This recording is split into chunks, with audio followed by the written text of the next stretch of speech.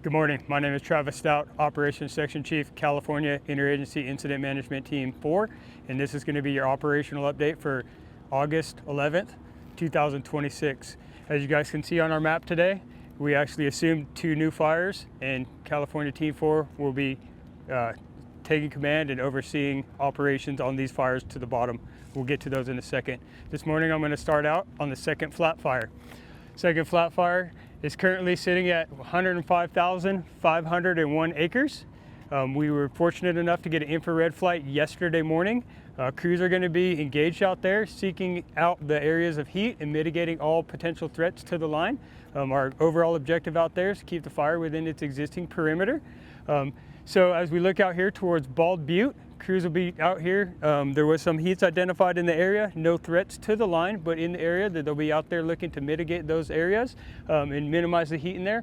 Also, as we come up to the end of the Hines Logging Road, crews will be in there engaged, looking for hot spots, also actively doing suppression repair. What fire suppression repair is all the damage and everything that was created by the dozers and the heavy equipment. The hand crews are coming back there to repair put the environment back to its natural state to what it looked like before the fire and the machinery was in there in that area. Also, as we come up here up by the Sylvies Creek, crews are going to be in there mopping up, looking for hot spots, as well as doing suppression repair. And down on the Powerline Road and Lone Pine Road, suppression repair will be continuing in that area as well. We'll also have crews down off the Highway 20 to locate and see if there's any smokes or areas of concern down there near the perimeter and continuing to mop up. Next, we'll move over to the Coleman fire.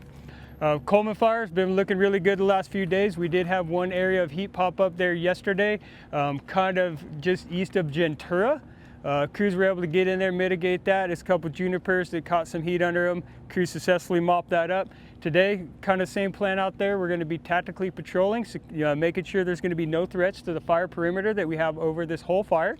The Coleman flat fire right now is sitting at 308,701 acres. And so out here on Coleman today, we're going to have crews out here doing fire suppression repair along the Crowley Road, trying to repair some of that stuff. There's also going to be on Shumway Road that runs through the middle. We had some dozer lines that went from Shumway all the way down to the river. Crews are going to be in there putting in water bars, so when the rain and the winter season comes, all that water doesn't create erosion within the fire footprint, and all that stuff's moving off into the vegetation so the soil stays stable. Also down by Warm Springs Reservoir, there's going to be some fire suppression repair taking place out there on some of the dozer lines that were put in during the fire suppression activities.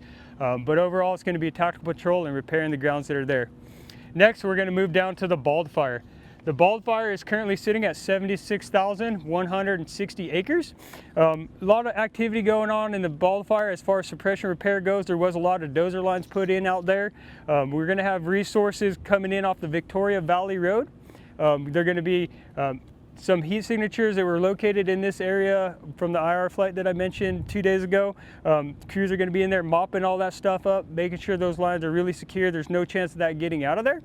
And then they're going to be doing fire suppression repair, repairing dozer lines and all that stuff up on the north side of this near Anderson Mountain Road. And also, as we get down towards Riddle Ranch and Riddle Creek, there's going to be some repair in the creek drainage from when the dozers and the heavy equipment have gone across there, and repairing dozer lines, and also searching for hot spots, tactical patrol around this area as well. Lastly, we have the Jackass Butte fire.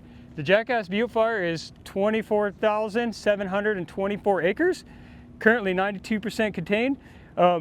The Jackass Butte fire, there's been a ton of good work that's been going on in there over the last weeks that we've been here.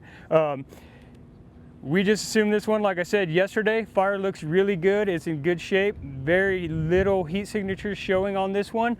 We do have some heat down in the marsh area on the refuge. Crews are going to look in how we can get that from stopping the smoke. So in the marsh area, we got about 8 to 12 inches of peat, moss and everything growing that's continuing to burn no matter how much water we put on it. So we're going to look for some advantageous ways that we can actually get in there and get this stuff extinguished over the next few days while we're here. Also on Jackass Butte, crews are over here on the Jack Mountain Road out here by Foster Flat. There is some dozer lines here, and they go down to a communication site down to the south end of the fire. The suppression repair folks are working with the local resource advisors to make this back to the natural state, and they're continuing to repair the roads and the dozer lines over here to get it back to how you want. And so we can leave you guys and your community with a good product. So today is going to be our last Facebook update for California Interagency Incident Management Team 4. We'd like to thank you guys for having us and for the relationships we forged while we were here, and all your guys' cooperation and support.